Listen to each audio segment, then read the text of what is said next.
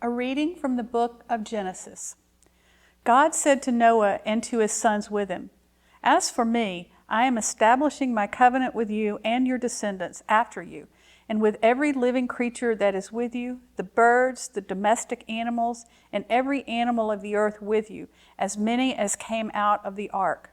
I establish my covenant with you, that never again shall all flesh be cut off by the waters of a flood, and never again shall there be a flood to destroy the earth." God said, "This is the sign of the covenant that I make between me and you and every living creature that is with you for all future generations. I have set my bow in the clouds, and it shall be a sign of the covenant between me and the earth. When I bring clouds over the earth and the bow is seen in the clouds, I will remember my covenant that is between me and you and every living creature of all flesh, and the waters shall never again become a flood to destroy all flesh. When the bow is in the clouds, I will see it and remember the everlasting covenant between God and every living creature of all the flesh that is on the earth." God said to Noah, "This is the sign of the covenant that I have established between me and all flesh that is on the earth."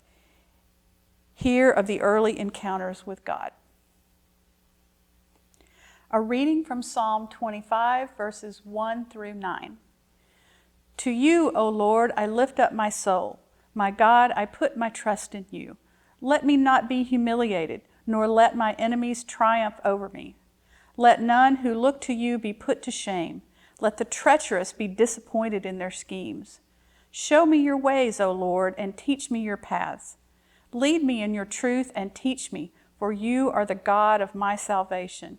In you I have trusted all the day long. Remember, O Lord, your compassion and love, for they are from everlasting. Remember not the sins of my youth and my transgressions.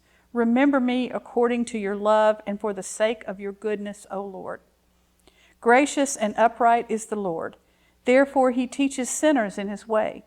He guides the humble in doing right and teaches his way to the lowly.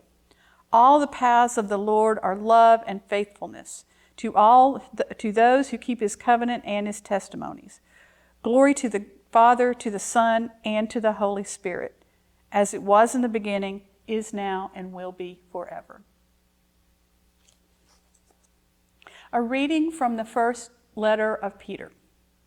Christ suffered for sins once for all, to the righteousness for the unrighteousness, in order to bring you to God. He was put to death in the flesh, but made alive in the Spirit, in which also he went and made a proclamation to the spirits in prison, who in former times did not obey, when God waited patiently in the days of Noah, during the building of the ark, in which a few, that is, 8 persons, were saved through water. And baptism, which this prefigured, now saves you, not as a removal of dirt from the body, but as an appeal to God for a good conscience through the resurrection of Jesus Christ, who has gone into heaven and is at the right hand of God, with angels, authorities, and powers made subject to him. Hear what the Spirit is saying to God's people.